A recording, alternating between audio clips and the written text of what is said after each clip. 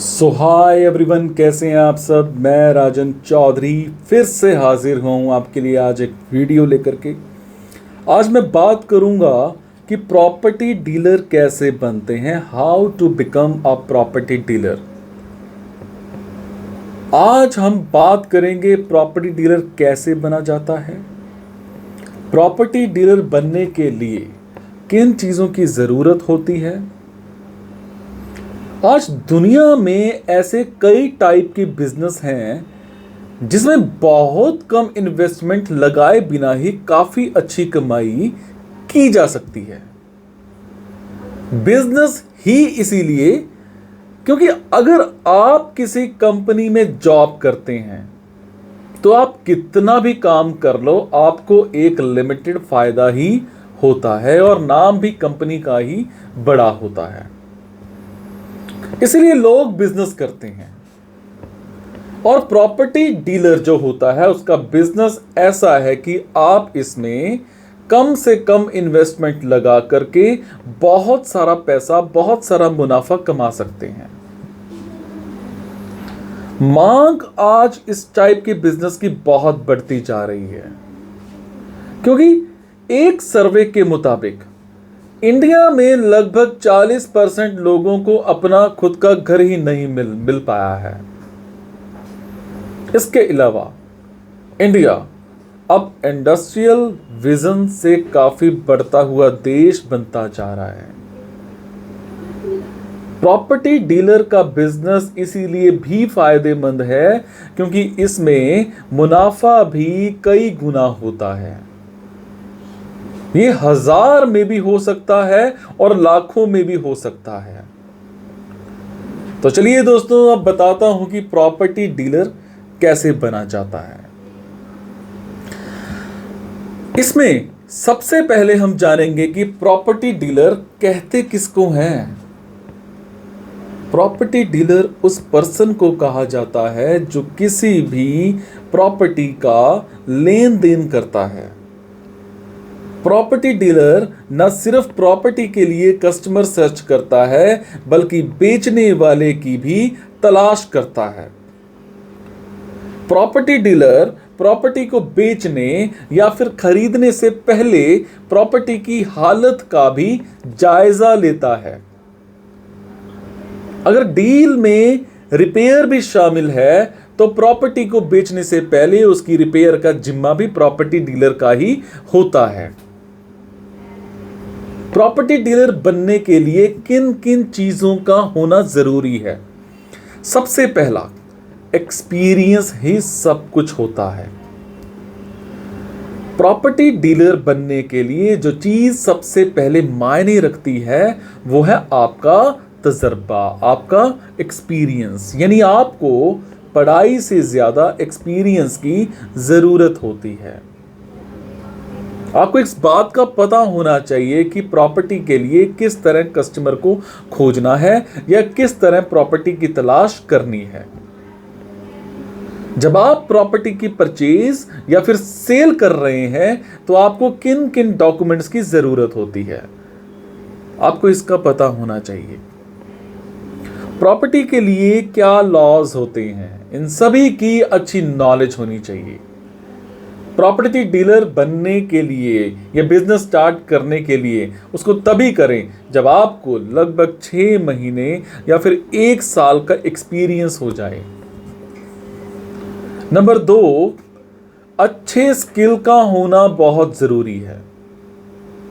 जब आप किसी पर्सन से बात कर रहे हो तो आपको बात करने का तरीका पता होना चाहिए। आपके बात करने का तरीका ऐसा होना चाहिए कि सामने वाला आपकी बातों पर विश्वास कर सके और साथ ही आपको अपने कस्टमर को विश्वास दिलाना होगा कि जो आप बोल रहे हैं वैसा ही होगा।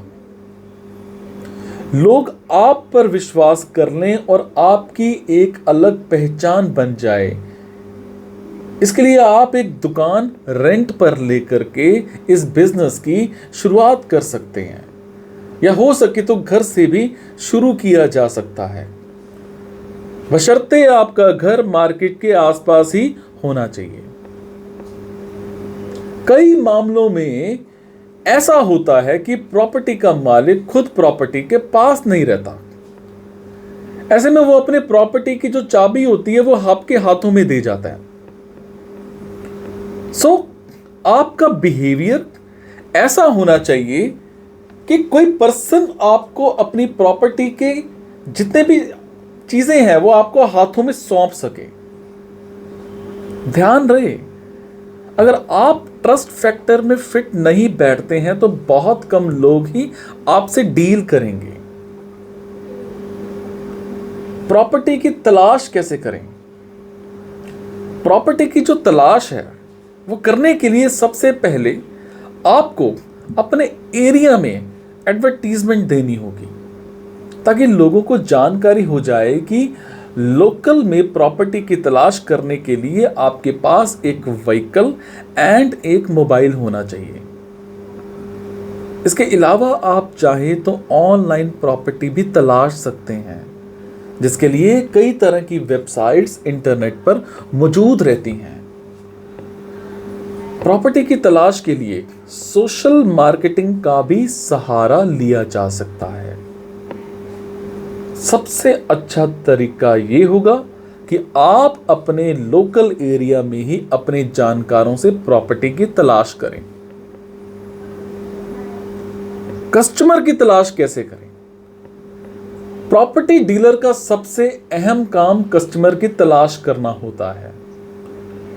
कस्टमर खोजने के लिए भी अब सभी जितने भी हैं उन तरीकों को अपनाया जा सकता है जो कि प्रॉपर्टी खोजने के लिए अपनाया जाता है, लेकिन इसमें सबसे जरूरी होता है कि अपने लोकेशन पर कायम रहना।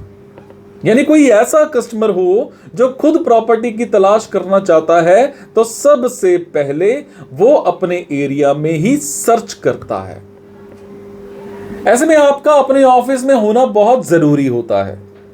इसके अलावा आप अपनी खुद की वेबसाइट भी बना सकते हैं, जिसके थ्रू लोग आपसे ऑनलाइन कांटेक्ट भी कर सकते हैं। वेबसाइट बनाने के बाद उसे गूगल या सभी सर्च इंजन में सबमिट करना ना भूलिएगा। कस्टमर की तलाश आप ऑनलाइन वेबसाइट पर भी कर सकते हैं। कस्टमर और प्रॉपर्टी मालिक के बीच बैलेंस बनाना। वैसे तो हर डील में ऐसा होता है कि प्रॉपर्टी जितनी भी है उसकी जितनी कीमत होती है उतने में कस्टमर राजी नहीं हो पाता है, और अगर प्रॉपर्टी डीलर इस हालत को संभाल नहीं पाता है तो डील रद्द हो जाती है। ऐसे में प्रॉपर्टी डीलर की जिम्मेवारी होती है कि वो दोनों के बीच में एक संतुलन बनाए रखे, बैलेंस बनाए रखे, क्योंकि कई बार ऐसा होता है कि प्रॉपर्टी जितनी भी कीमत की होती है कस्टमर उतनी ना दे करके बल्कि अपनी अलग कीमत रखता है। प्रॉपर्टी डीलर मालिक को कस्टमर की डिमांड बताता है, फिर प्रॉपर्टी मालिक जो होता है अपनी जो कीमत होती है उसको रखता है। ऐसे में दोनों प्रॉपर्टी को आपस में डील करवाना ही प्रॉपर्टी डीलर का काम होता है। प्रॉपर्टी डीलर की कमाई कितनी होती है? दोस्तों, जितने भी आप ये लगा लो कि कमाई है तो आपके काम पर डिपेंड करती है कि आप दोनों साइड के बीच में किस तरह का बैलेंस बनाए रखते हो।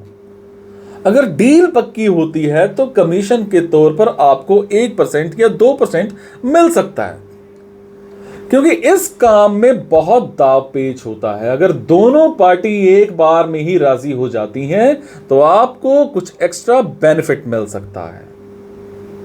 तो दोस्तों, आपको प्रॉपर्टी डीलर कैसे बने पर मेरा ये बनाया गया वीडियो कैसा लगा मुझे ज़रूर बताइएगा।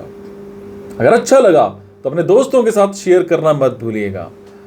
हो सकता है किसी को भी ये बिजनेस क्लिक कर जाए और वो इस काम को करे। समझे? Thank you so much. मुस्कुराते रहो और इतना प्यार देने के लिए बहुत बहुत शुक्रिया। Thank you so much.